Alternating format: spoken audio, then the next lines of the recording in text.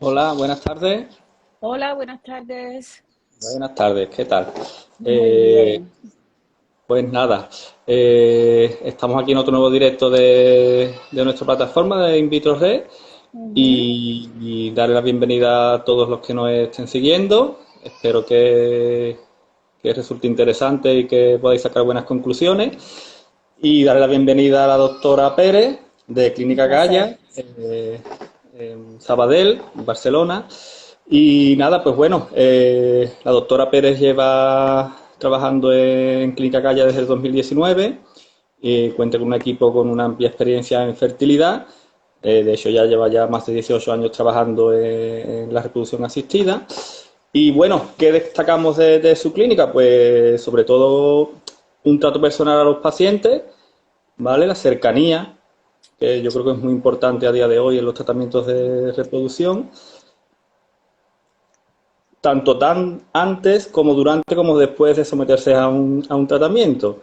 Así que nada, bueno, pues le escuchamos un poquillo a la doctora que nos hable un poco de su trabajo y ya comenzamos con el tema de hoy, que era la endometriosis, aprovechando el mes de la endometriosis, pues como no tendríamos que tener una charla sobre ese tema. Si alguien quiere hacer una pregunta, que nos la ponga por aquí en el directo y se la intentaremos también resolver a lo largo de la, de lo que dure el directo.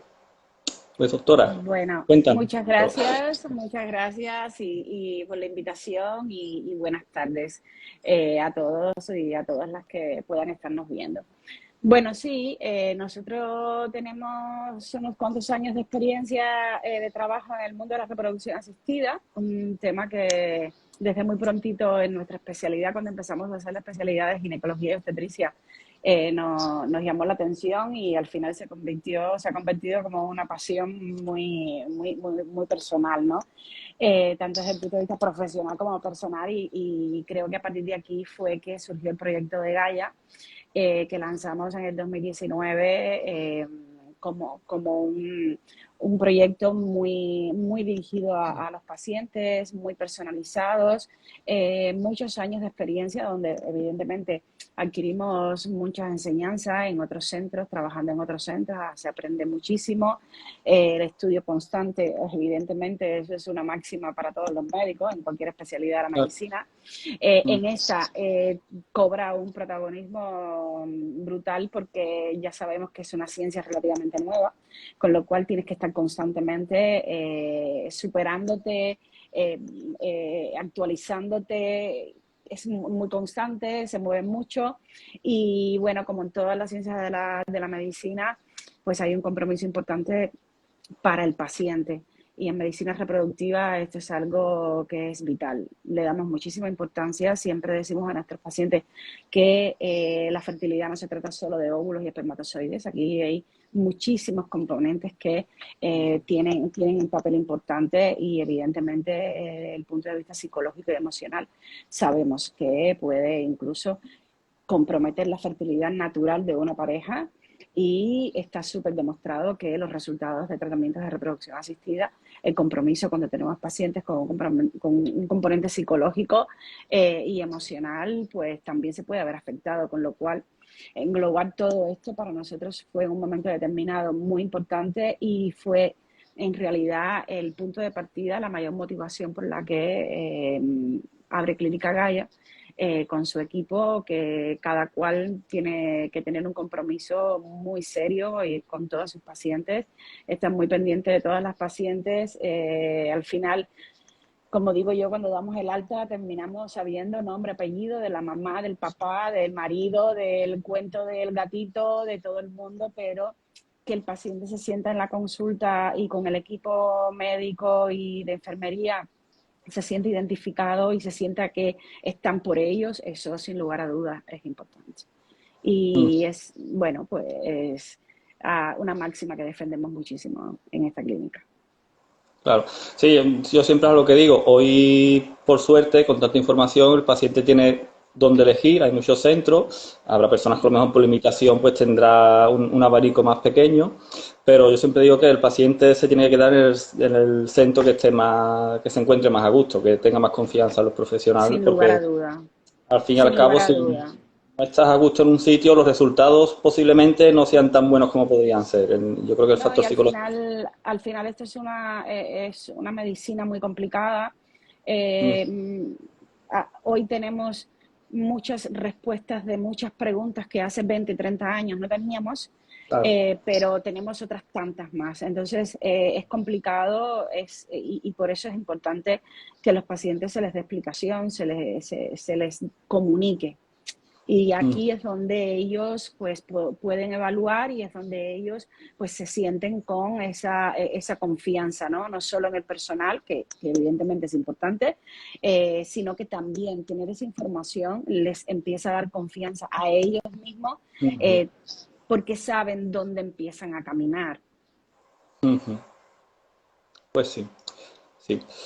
Bueno, vamos con el tema que nos tocaba, la endometriosis, aprovechando Sí, pues, aprovechando el mes de la estaba antes endometriosis y de que la es una endometriosis. patología que tanto nos afecta, ¿no? Y bueno, sí, es interesante, muy interesante. Creo que sobre endometriosis se ha hablado, o se seguirá hablando, Y, pero igual, sabemos muchas cosas de la endometriosis a día de hoy, no tenemos todas las respuestas, no podemos dar aquella pregunta tan clásica de todo paciente cuando se siente delante del médico: ¿y por qué me pasa esto? Pues claro, muchísimas veces no podemos decir, bueno, pues porque la endometriosis, bueno, pues no. Sabemos mucho más de las consecuencias de la endometriosis que de los propios propio. orígenes de la endometriosis. Y en realidad es una enfermedad que desafortunadamente cada vez tiene muchísimas más pacientes, ¿no?, que sufren de esta enfermedad. Ujú. Yo, si me lo permite, doctora, voy a hacer la primera pregunta y le voy a contestar yo, que Uh -huh. quizás es no la más fácil, pero sí la menos complicada de la endometriosis, Ningún que es problema. cómo definir qué es la endometriosis. Pues la endometriosis realmente, la explicación es muy sencilla, es simplemente que crece tejido endometrial fuera de donde debe de hacerlo, es decir, el tejido endometrial crece en el útero, ¿vale? Que ahí es donde se tiene que implantar el embrión, y la endometriosis no es más que ese tejido, pues por causas que aún no se conocen o por varias Uh -huh. causas, pues crece fuera del útero, afectando a ovarios, a intestinos, a las trompas, ¿vale? Y, y pues eso, ¿vale? Digamos que eso sería lo que es la endometriosis así a grosso Como modo, concepto, sí. ¿vale?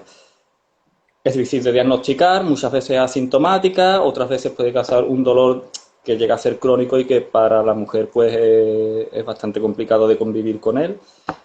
Y otras cosas pues sangrados anómalos, el dolor a mantener relaciones sexuales con las reglas, ¿vale? Pues eso sería más o menos lo que sería la definición.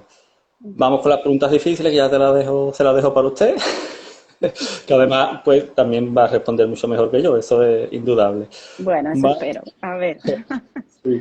Pues bueno, mira, la primera que quizás habría que hacer no es cómo se origina la endometriosis y cuándo aparecen los primeros síntomas en las pacientes.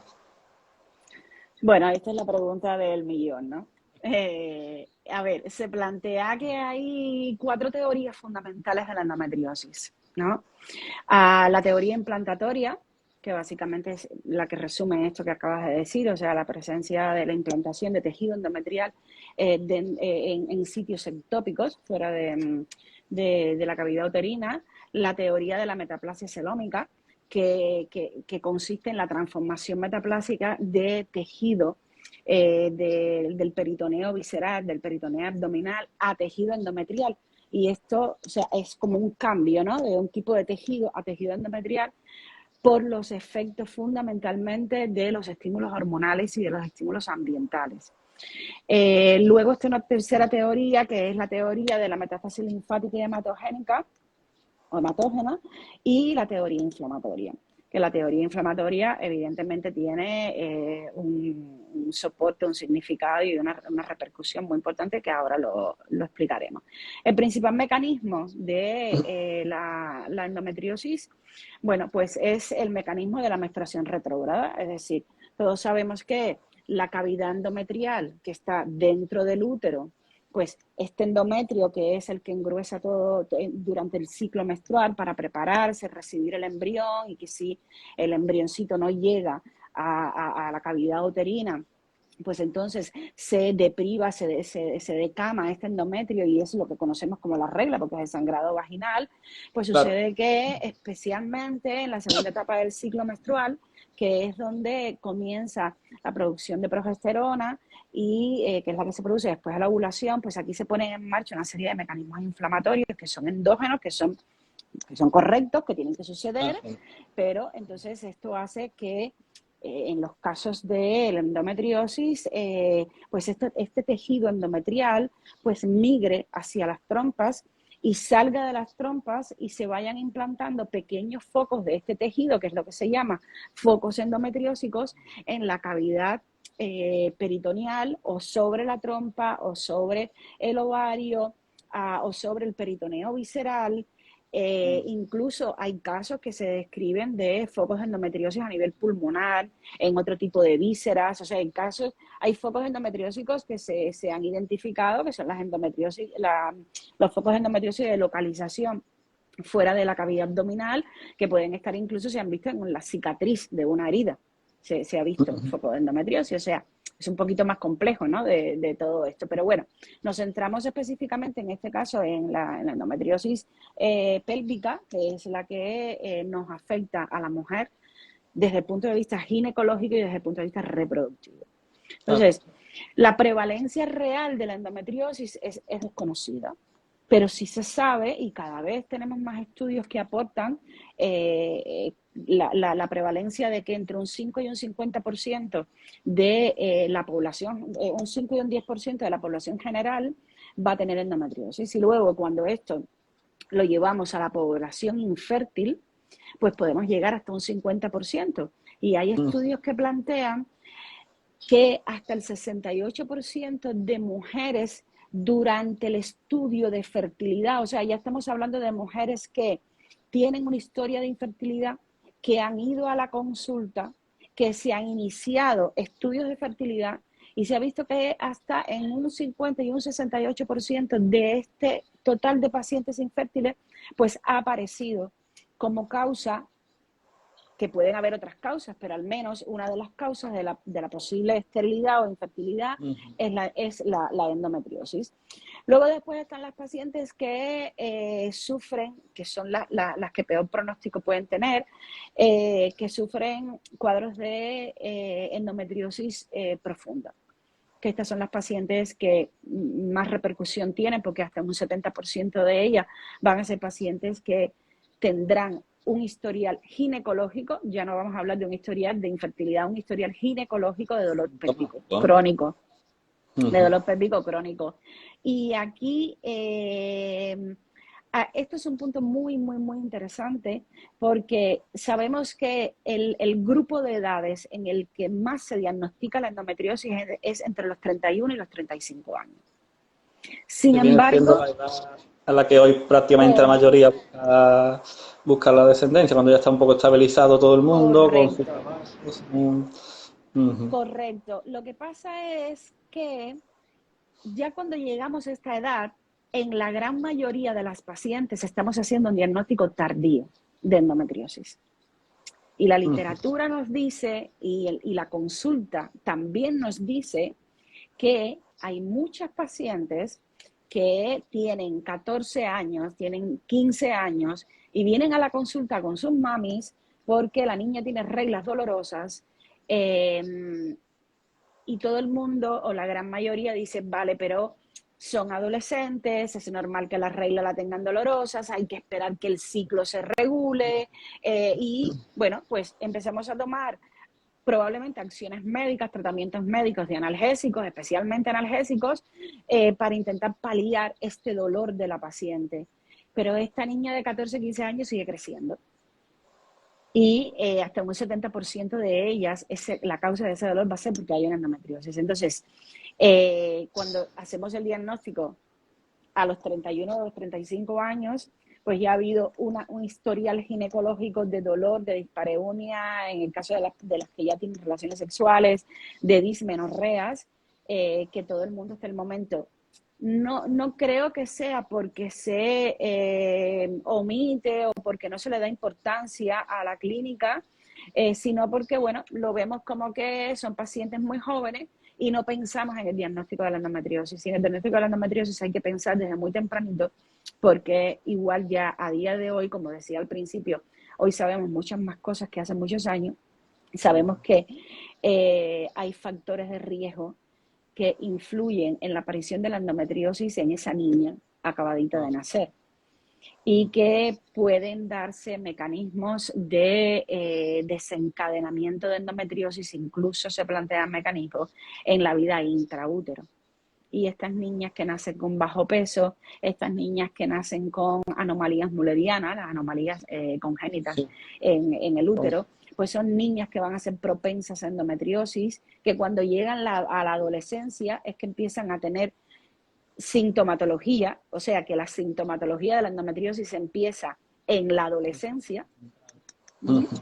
Y insisto, la importancia de que los clínicos pongamos un poco de ojo, esta paciente tendrá 14 años, 15 años, pero puede que tenga una endometriosis, pues es importante, Y no sé, porque ya sabemos que en medicina lo que no se piensa no se diagnostica. Y entonces es la claro. paciente que nos lleva a los 31 años, a los 35 años, ya nos llega a la consulta con un problema de fertilidad marcado y que a veces vamos tarde para orientar con una preservación de fertilidad. A veces el compromiso a nivel anatómico es brutal y lo que tenemos ya es una pelvis compleja que nos hace más difícil los resultados en pacientes que se van a hacer tratamientos de reproducción o evidentemente un resultado mucho más comprometido en aquellas que buscan embarazo de manera natural. Entonces, yo creo que con esto respondo tu pregunta. Bastante bien. ¿O te, o te queda algo? Bastante bien, bueno, me parece bien. Sí, sí. Muy bien. Sí, hombre, ahí tampoco hay que olvidar que la endometriosis además afecta no solo a la mujer en cuanto a dolor e infertilidad, que también viene causada porque disminuye la calidad del Sí, ovocito. eso también. O Me sea, imagino que ya esa saldrá es más la, adelante. sí, saldrá más adelante porque aquí ya hablaríamos de cómo influye todo esto. Ajá. Vale, bueno, pues pasamos a la siguiente pregunta, ¿vale? Ujú. Bueno, ya hemos hablado un poco de la epidemiología de la endometriosis. Sabemos cómo nos puede afectar, pero claro, ¿afecta a todas las mujeres igual, del mismo modo? No, no afecta a todas las mujeres igual del mismo modo. No todas las mujeres que tienen endometriosis serán pacientes que tendrán problemas de fertilidad, evidentemente, no. Fundamentalmente existen 4 formas de endometriosis y existe la endometriosis superficial, que es aquellos focos endometriósicos que se ubican sobre el ovario, sobre el tejido peritoneal. ¿M? Existe la endometriosis ovárica, que es el endometrioma. Existe la endometriosis pélvica profunda, que es la que más repercusión va a tener. Y existe una cuarta forma de endometriosis, que es la adenomiosis. Cada una tiene una relación, o sea, no es que una tenga un mecanismo de acción diferente a la otra, no, todas tienen un mecanismo de acción igual. Lo que si vamos a hablar de cuál afecta y cuál compromete más a la mujer, pues la endometriosis pélvica profunda es la que más afecta, especialmente porque es la endometriosis que está instalada desde muy temprano, desde edades muy tempranas, es la que se pasa por alto, la que no vemos y por tanto la que mayor repercusión, mayor sintomatología y peores consecuencias va a tener en esta paciente, no solo desde el punto de vista reproductivo, sino también ginecológico, porque son pacientes que las ves en la consulta de ginecología y solamente con la clínica del dolor, que sabemos que es lo que protagoniza más la endometriosis, y cuando hablamos de dolor, hablamos de dismenorrea, hablamos de dolor pélvico crónico, hablamos de mujeres que llegan a la consulta llorando porque no pueden tener relaciones sexuales, tienen una dispareunia y no Sí. saben por qué. Y muchas veces son pacientes que tienen una endometriosis pélvica profunda, con lo cual la endometriosis pélvica profunda es de aparición mucho más temprano, como que estará haciendo de las suyas durante mucho más tiempo sin que nadie lo vea, pues será la que peores repercusiones tiene. Por tanto, la mujer que tiene una endometriosis superficial es la paciente que tiene una menor clínica. De hecho, a veces no tienen clínica en un momento puntual, y es la paciente que menos repercusión va a tener la endometriosis sobre su salud ginecológica y salud reproductiva. La endometriosis ovárica, pues sí, también, y dependerá de cómo esté ese endometrioma, crecimiento sobre el ovario, y la adenomiosis, que tiene su compromiso en la implantación a nivel a nivel uterina, en los casos de reproducción asistida, en los casos de pacientes ginecológicas con adenomiosis. Desde el punto de vista clínico ginecológico, pues serán pacientes que tienen reglas muy abundantes y reglas también muy dolorosas. Sí, sí. Claro, además muchas veces pacientes que vengan con que sean asintomáticas y muchas veces, como se dice, ¿no? Que la fecundación in vitro, la técnica de FI o de ICSI, aparte de ser terapéutica, es diagnóstica. Muchas veces estamos en el laboratorio, a los embriólogos nos llegan los tubitos donde viene el líquido folicular y tal como se ve directamente el tono achocolatado, decimos, pues esta mujer tiene endometriosis. Y muchas de ellas pues no lo tenían diagnosticado, entonces pues se diagnostica muchas veces a partir de la técnica. Correcto, Y claro, se ve en el correcto. laboratorio, se ve en el laboratorio una vez que te llega el tubo. Por eso muchas Sí. veces se dice que no entre un 5 y un 10% creo que ha dicho de mujeres que la padecen, Uh-huh. pero, De la población general, de posiblemente, la población general. De la pero población posiblemente esté infértil llegamos a un a más, 50%. bastante Sí, más, sí, sí. sí, sí. En la Sí, población infértil llegamos a un 50%, y hay tranqui. estudios que hablan de un 68% de pacientes. Ujú. O sea que incluso en la población general posiblemente esté infravalorado Seguramente. pues claro, a ser asintomático, pues ya hemos escuchado bastante de asintomáticos en estos últimos tiempos, sabemos lo que es asintomático de sobra, Ujú. y pues sí que será seguramente más el porcentaje más alto de la afección. Seguro. Vale, pasamos a la siguiente pregunta, si le parece, ¿vale? Sí. Y ya sí que vamos a entrar más en el tema de la fertilidad y es cómo afecta la endometriosis a la fertilidad. A ver, la endometriosis va a afectar la fertilidad porque compromete, como decías ahorita anteriormente, José, la calidad ovocitaria. Tanto la calidad ovocitaria como la reserva ovárica. ¿Por qué? Ujú. ¿Qué pasa? ¿Qué pasa con la endometriosis? La endometriosis, pues ya lo hemos estado comentando, básicamente se producen un conjunto de cambios inflamatorios, cambios inmunológicos. Y estos cambios inflamatorios pues desencadenan una cascada donde participan muchísimos elementos, y entre ellos los macrófagos. Y los macrófagos, mm, ellos comprometen la calidad de los ovocitos, pero también los digieren. Y es por eso que comprometemos la reserva ovárica, porque nos quedamos sin folículo, disminuye la cantidad de ovocitos y compromete la calidad del ovocito. Entonces, Ujú. este factor inflamatorio, que también está presente en el fluido peritoneal, y muchas veces las pacientes piensan que me voy a hacer un tratamiento de fecundación in vitro, las trompas no importan. Y las trompas sí interesan, y mucho interesan. De hecho, una paciente que tiene una endometriosis, pues ese fluido peritoneal, que también tiene estos cambios inflamatorios, entra a la trompa. Y esto puede comprometer la interacción a nivel de la trompa de el esperma con el ovocito. Y esto puede comprometer la movilidad de la trompa y su posicionamiento sobre el ovario de las fimbrias para atraer el ovocito una vez que Pero, se produce la ovulación. Perdón. Con lo cual, la liberación de factores inflamatorios compromete de manera muy importante la folículogénesis en la mujer.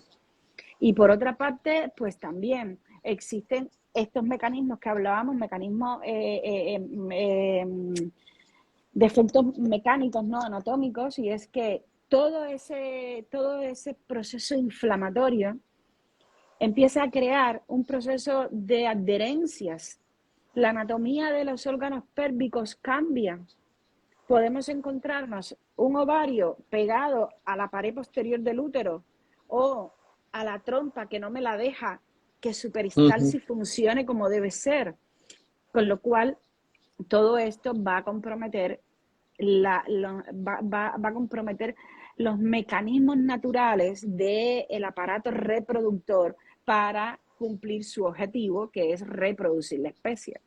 Por otra parte, las pacientes que tienen endometriomas, que es el foco, el quiste de endometrio sobre el ovario, pues aquí yo le explico a mis pacientes y les digo, piensen esas molestias que tienen normalmente cuando te va a venir la regla, que dices, uy, como que tengo un poco de inflamación y bueno, pues todo ese síntoma de molestia inflamatoria es porque a nivel del endometrio se están produciendo estos cambios inflamatorios. Entonces, si yo tengo tejido endometrial fuera, pues esos mismos cambios inflamatorios se están produciendo en esos quistes endometriósicos, en esos endometriomas. Y entonces esa cascada inflamatoria va a alterarme la calidad de los óvulos de ese ovario donde yo tenga la presencia del endometrioma. Con lo cual, el endometrioma, la endometriosis profunda, que es la que produce mayores efectos con todo este proceso inflamatorio, son las que pueden comprometer más la fertilidad de la mujer en un momento determinado, y sobre todo porque son las que, como habíamos dicho anteriormente, se presentan más temprano y son las que más tarde se hacen los diagnósticos. Con lo cual, en resumen, existen dos mecanismos fundamentales por los que la endometriosis repercute en la fertilidad de la mujer: los procesos inflamatorios inmunológicos y las alteraciones mecánicas a nivel de los órganos pélvicos. También eso, hay un componente inmunológico en la endometriosis, como podemos ver. Vale. Y Sí. ahora, ya que hemos visto cómo afecta, pues claro, también es importante, sobre todo, es cómo diagnosticar la endometriosis. ¿Qué herramientas tienen los ginecólogos? Ya hemos dicho, ¿no?, que una sería, pues, en las pacientes asintomáticas en el laboratorio, cuando tú ves los tubos que te llegan y sabes que, pues, esta mujer tiene endometriosis, simplemente a ver el color del tubo. Pero ¿qué otras herramientas tenéis los clínicos a mano para poder diagnosticar a estas pacientes? A ver, cuando tenemos la sospecha de una paciente con endometriosis, la herramienta, el gold standing, es la ecografía vaginal. La ecografía vaginal puedes hacer diagnóstico de endometriosis perfectamente. En muchas ocasiones hay focos endometriósicos profundos, especialmente cuando son profundos, que son muy pequeñitos y no se puede ver, pero sin embargo se pueden sospechar, porque hacer una ecografía vaginal buscando endometriosis lleva un tiempo, lleva una serie de pasos, una serie de procederes, y hay signos ecográficos descritos que debes de realizar cuando haces una ecografía para buscar endometriosis, que en dependencia de si están presentes o no están presentes pueden aumentarte la sospecha de que hay una endometriosis, aun cuando tú no estés viendo la imagen clásica del endometrioma sobre el ovario. El Claro, hecho de que no veas la imagen clásica del endometrioma, eso no quiere decir. no es que Existe el signo del deslizamiento, que es muy importante a la hora de orientarte en una paciente donde, aun cuando no veas una imagen de un endometrioma, tú sigues sospechándolo. Y a partir de aquí, pues entonces también tienes otros elementos o otras técnicas de imagen complementarias que te pueden ayudar a hacer el diagnóstico, como es el caso de la resonancia. Luego, la laparoscopia. La laparoscopia para ver in situ si realmente hay focos de endometriosis, y en este punto, pues, sería un medio diagnóstico terapéutico, porque en el mismo Exacto. momento en que haces la laparoscopia, si identificas realmente los focos de endometriosis, pues haces la exéresis de los focos de endometriosis, aunque cada vez con mucha más frecuencia están disminuyendo, no en los casos donde hayan focos endometriósicos en el peritoneo visceral, sino de los endometriomas. Cada vez estamos siendo más cautelosos a la hora de una intervención quirúrgica sobre la endometriosis, especialmente en pacientes que todavía están en edad reproductiva, que no tienen su deseo genésico satisfecho. Cada vez la tendencia es ser más conservador y priorizar la fertilidad de esta paciente y después entonces ocuparnos de quitar el endometrioma o reparar la pelvis, ¿no?, de esta mujer. Luego también existen marcadores que son muy discutibles, pero en Sí, realidad sí que se hacen marcadores en sangre, son los marcadores tumorales, el CA-125, pero en realidad es un marcador que puede estar positivo en una paciente con endometriosis. A mí en lo personalmente profesional no me gusta hacerle marcadores a mis pacientes porque esto, más que ayudarte a un diagnóstico, que no te va a ayudar al diagnóstico, porque no es un parámetro para el diagnóstico, y sí que se asustan muchísimo a las pacientes, porque una paciente ve un marcador tumoral, pues ya las pacientes, el hecho de decirle tienes un quiste, aunque sea un quiste funcional, sí. ya eso ya puede Suena convertirse en a mí. un gran problema para la paciente. Entonces no estamos tampoco para aportarle a la paciente sustos, ¿no?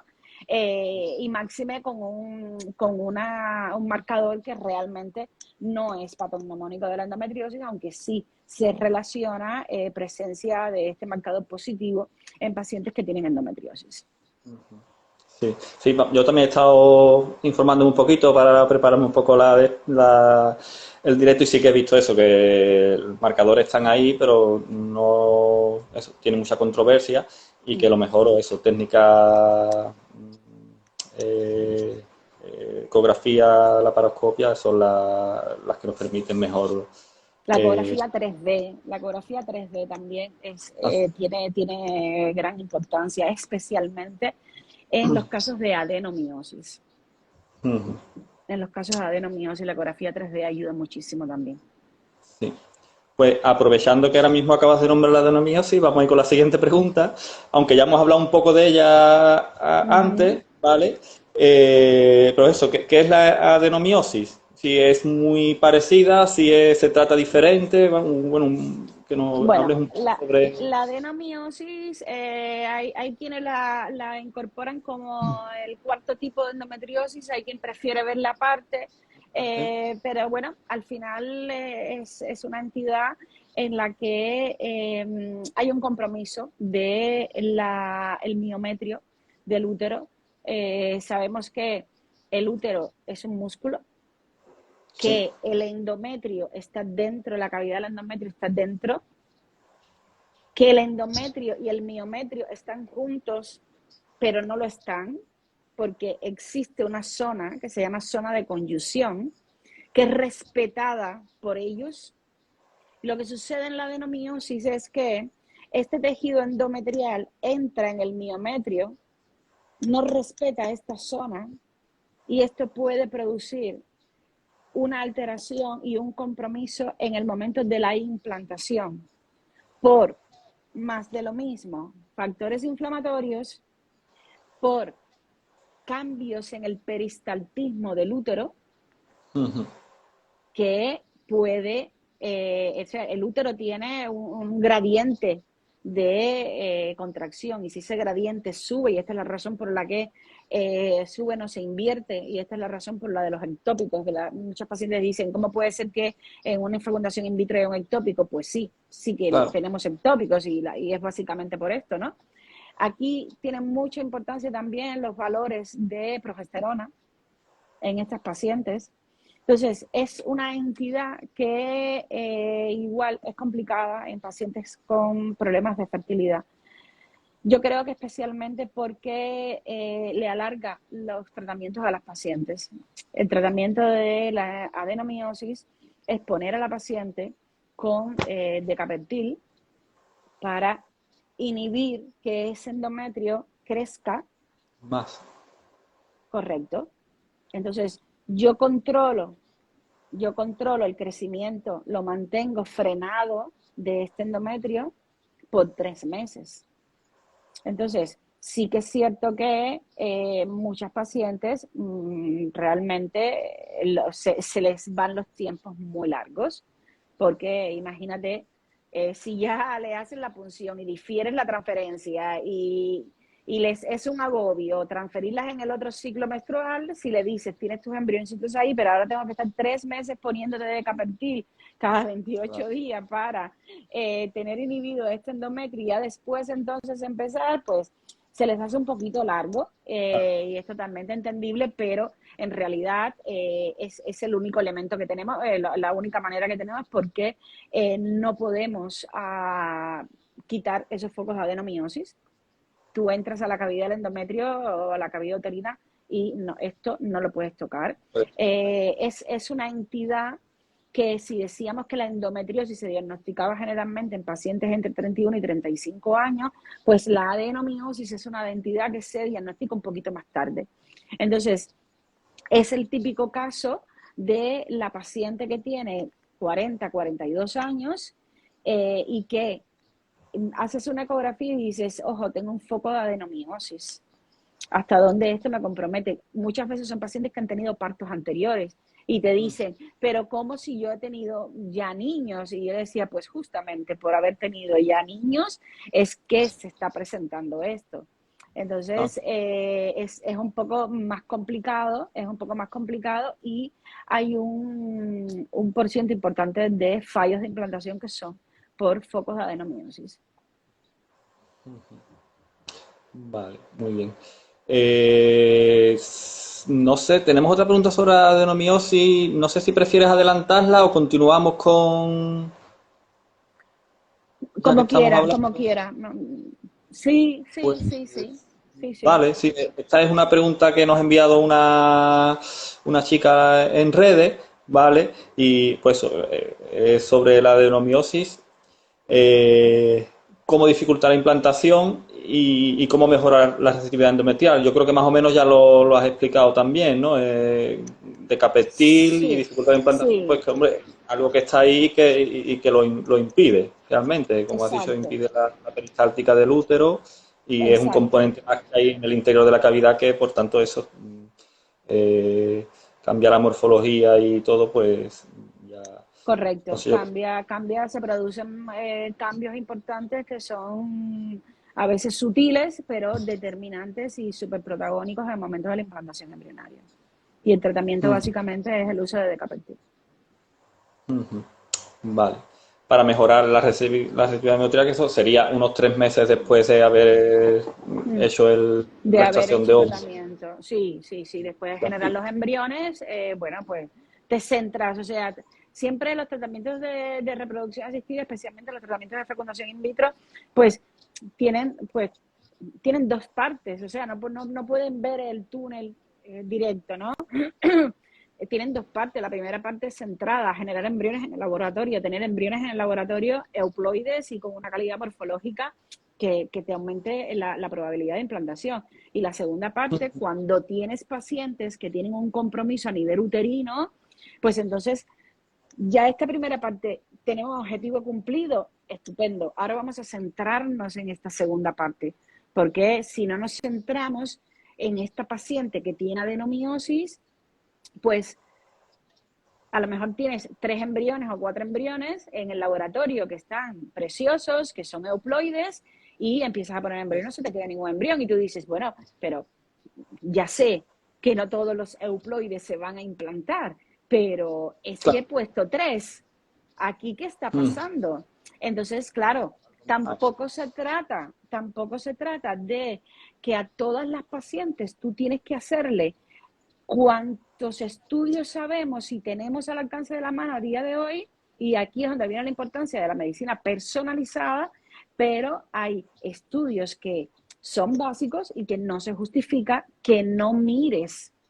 O sea, una paciente puede venir y decirte, a mí mi ginecólogo me ha dicho que todo está bien. Bueno, pero es que los ginecólogos en la consulta de ginecología general no No es. miramos ni buscamos lo que buscamos los clínicos en medicina reproductiva. Con Claro. lo cual, incluso puede haber una adenomiosis. Si yo tengo una paciente que tiene un ciclo menstrual normal, que no tiene dolor, que las reglas son normales, pues a mí desde el punto de vista ginecológico probablemente no me repercute en nada. Pero cuando estamos hablando de fertilidad, entonces aquí sí la historia cambia completamente. Pues mira, aprovechamos porque nos ha hecho también una chica en el directo una pregunta, ¿vale? Mm. Que nos indica, ¿Diu Mirena en vez de Decapeptil? Me imagino que sería, o sea, sí, el Diu Se puede sería usar, sí, homologable, sí, haría sí. la Se misma puede usar el función. Diumirena también. También sería durante Sí. 3 meses. Usamos, en medicina reproductiva usamos más el decapertil, pero se puede usar el Diumirena. Sí. También sería durante 3 meses el tiempo que lo tenga puesto. El Mirena seguramente que lo usaríamos un poquito más de tiempo, porque sí que su acción es local, porque es directa en la cavidad del endometrio, pero sabemos también que cuando ponemos un DIU hormonal, siempre tenemos un periodo entre 3 y 6 meses para que el efecto, por decirlo de alguna manera, favorable del DIU pues sea completo, muchas veces hay que esperar 6 meses. Un poquito más, ¿no? Vale, Mm. pues bueno, ya le hemos respondido también a esta chica y nada, ahí está. Vale, pues continuamos con las preguntas, ¿vale? Esta yo creo sí que es una pregunta bastante interesante porque hemos hablado de la endometriosis, pero sí que hay algo que se nos ha pasado a decir quizás, y es que esta enfermedad pues a día de hoy no tiene cura. Lo que sí es, hay tratamientos, ¿vale? Y pues eso, explícanos un poco los tratamientos, cómo afrontarlos dependiendo del tipo de mujer que tenga esta enfermedad o esta sintomatología. Ujú. Bueno, lo primero es analizar la paciente que se le ha hecho un diagnóstico de endometriosis, cómo vamos a enfocar esta paciente. Si es una paciente que está en edad reproductiva con deseo de embarazo o si es una paciente que no tiene deseo de embarazo. Y en función de esto, vamos a usar un tratamiento o vamos a usar otro tratamiento. Básicamente, si estamos hablando de una mujer joven en edad reproductiva, y aquí también pueden estar las que están en edad reproductiva pero no quieren embarazo y las que están en edad reproductiva y quieren embarazo. O sea, imagínate que tengamos en la consulta de ginecología una mujer que tiene 30 años y ha venido a la consulta no porque quiere quedarse embarazada, sino porque tiene reglas muy dolorosas, porque Una incluso molestia. tiene dispareunia, tiene dificultad para defecar, o sea, todo el cortejo sintomático clásico de una endometriosis. Y la mujer tiene 30 años y no quiere quedarse embarazada. Esa mujer, ¿cómo le enfocas? Asumiendo que la tienes estudiada o que ya tienes el estudio completo y que tienes el diagnóstico hecho. ¿Cómo mejoras esto a esta paciente? Pues probablemente le pongamos tratamiento hormonal. Le pongamos a un DIU o le pongamos el Decapeptil, además de los analgésicos. Y sobre todo, el cambio en la alimentación, los cambios nutricionales en la alimentación, que no es ir al nutricionista para que me pongan una dieta de 1500 calorías. No, no, no. Estamos hablando de cambios nutricionales, de conocer, de saber, de que nos orienten cuáles son los alimentos proinflamatorios, cuáles no, cuáles debo comer. También es un soporte importantísimo en el tratamiento médico para que tenga éxito el tratamiento médico. Luego, tienes la misma paciente que tiene 30 años, que tiene dolor y tiene todo lo mismo que la anterior, pero que se quiere quedar embarazada. Pues vamos a ver esta paciente, pues si realmente tiene una endometriosis, qué tipo de endometriosis tiene, qué reserva ovárica tiene, y a partir de aquí, qué tiempo lleva esta paciente buscando embarazo. Eso es muy importante. Si yo tengo un diagnóstico de endometriosis, pero mi paciente lleva 3 meses buscando embarazo y tiene 30 años, pues no tengo que ser intervencionista. Vamos a orientar a la paciente y vamos a darle los tiempos que corresponden a las pacientes. No todas las pacientes que tienen endometriosis van a ser infértiles. Claro. Entonces, el enfoque va un poco por aquí. Está la paciente que tiene una clínica espantosa, pobrecitas, tiene un endometrioma que está midiendo 5 centímetros y tú dices, a ver, ¿por dónde empezamos? Pero la prioridad mía es mi paciente y tengo que consensuar con la paciente qué vamos a priorizar. Si vamos a priorizar quitar el endometrioma con la repercusión que esto representa sobre la reserva ovárica, por más que hagamos una cirugía súper cuidadosa, es una cirugía sobre el ovario y siempre va a haber un compromiso de la reserva ovárica. ¿Con qué reserva ovárica parto de esta mujer sin tocar el endometrioma?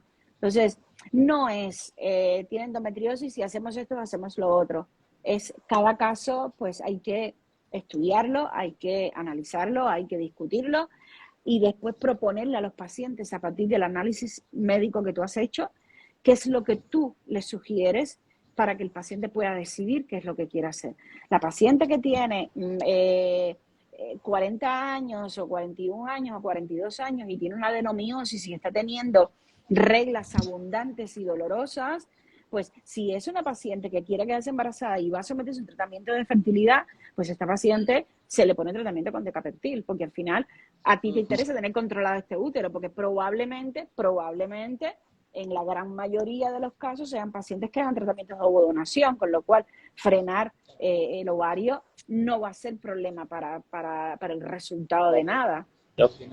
El camino que ya tienes andado. Ajá. Exacto. Sí. Y en el caso de pacientes que no quieran descendencia, que ya o que lo tengan muy claro desde jóvenes, o que ya tengan su hijo, o que ya tengan cierta edad, que digan, mira, pues yo con 45 ya no voy a tener, me imagino Se que puede ya se plantear. podría optar por otras técnicas más Se puede agresivas, que no tenga plantear que una estar a histerectomía. medicamentos. Mm, Ujú. mm, correcto. En estos casos se puede plantear una histerectomía. Claro, te quitas problemas ya directamente, no tienes que estar con tratamiento, ni hormonándose, ni nada, Quitas el simplemente útero. pues y Exacto. problema. Exacto. Pero igual también estas cosas llevan sus valoraciones extras, Sí, porque ¿qué claro, edad claro, por tiene supuesto. esta mujer? O sea, el útero, vale, quitamos el útero, pero ¿qué edad tiene esta paciente? ¿Qué va a pasar? No es lo mismo una menopausia inducida que una menopausia espontánea. Claro, O sí, sea, claro, hay que valorar ciertas cosas más, pero evidentemente la histerectomía es también un tratamiento quirúrgico. claro. Sí, como siempre decimos también nosotros desde aquí, primordial personalizar los tratamientos. Correcto. Hay que hablar con la paciente, exponerle, se te ha visto esto, se te ha diagnosticado esto y tienes tantas opciones. Eso es Quizá, muy importante, explicarle al paciente y darle las opciones, sugerirle y el por qué se lo está sugiriendo, porque tú seas el especialista no te hace todopoderoso para que digas esto es lo que hay que hacer. claro, Consensuar tratamientos con los pacientes, eso es vital. Explicarle a los pacientes por qué claro. se les está sugiriendo esto, cuál es el pensamiento médico, para que ellos entiendan esto es un problema vital y un problema de respeto hacia el paciente. Sí. Pasamos a la siguiente pregunta, que también hemos hablado ya un poco sobre ella, ¿vale? Que yo creo que además ya está contestada, que sería si es posible quedarse embarazada con endometriosis. Sin lugar a duda, sin lugar Claro. a duda, De hecho, es también hemos hablado de posible. las pacientes asintomáticas, pues eso, que se quedarán embarazadas y le puede costar un poco más, le puede costar un poco menos, pero que embarazos con endometriosis, pues claro Y que lo pienso que podrán tener más probabilidades de embarazo las pacientes con endometriosis en la medida que seamos los especialistas capaces de hacer diagnósticos más tempranos. Y la capacidad de hacer diagnóstico más temprano está en pequeños detalles como escuchar al paciente, explorar al paciente, darle importancia al paciente y vamos a rescatar un % nada despreciable de pacientes que se hacen actualmente diagnósticos tardíos de endometriosis, porque tendrás tiempo para poder orientar mejor a esta paciente sobre su fertilidad. Sí. Y otra pregunta que nos han hecho también es sobre la endometritis, ¿vale? Una paciente que pregunta que tiene endometriosis y si es lo mismo o bajo algún aspecto tiene alguna semejanza a estos dos tipos de cuadros clínicos. No. No, No la tiene endometritis es una entidad y la endometriosis es otra entidad. Al final, hay algo que puede ser en común en las dos y que son los procesos inflamatorios. Eso está en común en las dos, pero la génesis de una y otra es diferente. La endometritis es la inflamación del endometrio, sobre todo a partir de la presencia de gérmenes, o sea, el endometrio, como la vagina, como la piel, como la boca, o sea, tiene gérmenes que conviven habitualmente ahí y forman parte de su microbiota. Ahora, lo importante está en que no estén por encima de lo que les corresponde. Claro. Entonces, cuando se produce una endometritis, generalmente las endometritis están asociadas a eventos como abortos retenidos, como procederes instrumentales intraútero, legrados instrumentales, colocaciones de DIU. Para colocar un DIU hay que tener algunos aspectos a tener en cuenta. Y el primero y el más básico es que esta mujer no tenga una infección vaginal, porque esa infección que tienes en vagina la vas a arrastrar con el DIU adentro del útero y la paciente te va a hacer una endometritis. Pero vamos más allá, puede que te haga una salpingitis, puede que te haga un hidrosalping, puede que al final termine con una enfermedad inflamatoria pélvica. Complicación. Entonces, correcto. Entonces, la endometritis básicamente es la inflamación del endometrio relacionada a partir de eventos infecciosos. Patógeno. Exacto. Y puede ser causa de no implantación, puede ser causa de abortos tempranos y evidentemente sí puede ser causa de una implantación y abortos tempranos, es una causa de infertilidad. Vale, pues yo creo que queda bastante claro. Vale, en principio no tenemos más preguntas, estoy revisando los comentarios y creo que tampoco hay nada más, con lo cual yo creo que estaría todo muy claro y nada, pues sería agradecerle que haya querido participar. José, hay una paciente que no sé si tú la Mira. puedes ver, que dice, hablemos de ovario poliquístico, por favor. Sí, lo ha puesto ahora mismo. Susi, si me invita, yo prometo que hablar de ovario poliquístico. Ovario poliquístico también es otro que da para un buen rato. La verdad es que sí, es otro tema interesante a tratar que también afecta bastante a la fertilidad.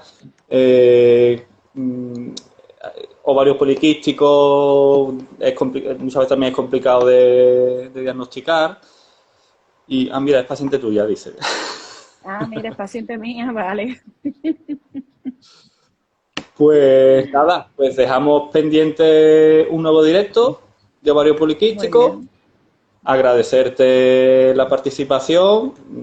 No has puesto ningún problema, ninguna pega. Todo ha sido coser y cantar, como se dice. Y nada, pues comentar que Clínica Gaia está en nuestro directorio, en el directorio de In Vitro Red. Ahí los pacientes pueden entrar, conocer al personal, conocer un poco más sobre la clínica. También pues hay unos descuentos que siempre viene bien, la ayuda económica. Y nada, Hombre, pues claro. invitaros a seguirnos en redes, los próximos Muy directos bien. que iremos haciendo y poco más. No sé si quiere la doctora decir algo más.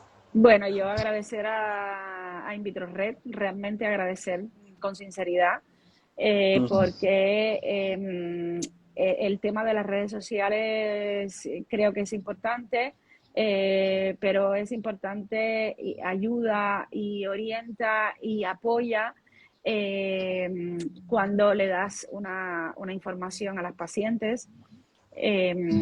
Esto es muy importante, darle información veraz a las pacientes. Ujú.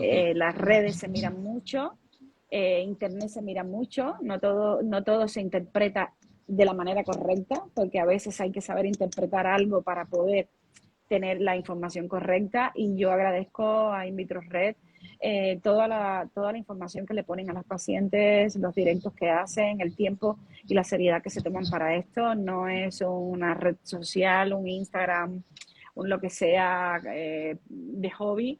Es algo que se ha diseñado para ayudar a las pacientes y para estar un poquito más cerca de las pacientes, y realmente agradezco la seriedad del trabajo, agradezco la invitación y la posibilidad de colaborar con ustedes. Ya sabe que lo que necesite puede contar con nosotros. Pues Y sí, las pacientes, evidentemente, les agradezco el tiempo se han tomado en estar aquí escuchando, y espero solamente haberlas podido ayudar y orientar un poquito, aclararle, aunque con una duda que la haya podido aclarar, ya me quedo contenta. siempre bienvenida. Aprovecho ya que has hablado sobre la veracidad y lo importante que es informarse y sobre todo ya no es información, informarse bien, ¿vale? Mm. Pues aprovecho para comentar que también desde la plataforma de InvitroRed pues tenemos la sesión de especialistas online, ¿vale? Donde ahí las pacientes pueden encontrar a varios especialistas de diversos campos de la reproducción, desde embriología, ahora mismo solo tenemos embriólogos, embriólogas y psicólogas, ¿vale? Estamos creciendo la red, poco a poco se están sumando más profesionales y pues, están a su disposición. ¿Vale? Pueden entrar a la sección, ver los perfiles que tenemos y le pueden escribir para hacer sus consultas y tener un asesoramiento antes, durante y después del tratamiento. Y yo creo que, pues eso, que como hemos hablado, es importante informarse, pero sobre todo a día de hoy con tanta información es importante, muy importante informarse bien. ¿Vale? Muy Así que bien, nada, pues pues bueno, muchas agradezco. gracias. Nada, a ti como siempre y nada, pues quedamos pendientes de hablar de ovario poliquístico en otro El día directo de ovario poliquístico. Muy bien, y pues eso, agradecerte de cuando guste. nuevo que hayas querido participar y nada, pues lo dejamos aquí, colgaremos el vídeo en redes, ¿vale? Estará disponible para que lo puedan ver, para que puedan volver a escuchar y con más tranquilidad o la parte que más les interese. Y poco más que decir, ¿vale? Muy bien, gracias, gracias, buenas noches. Nada, hasta Adiós, luego. adiós.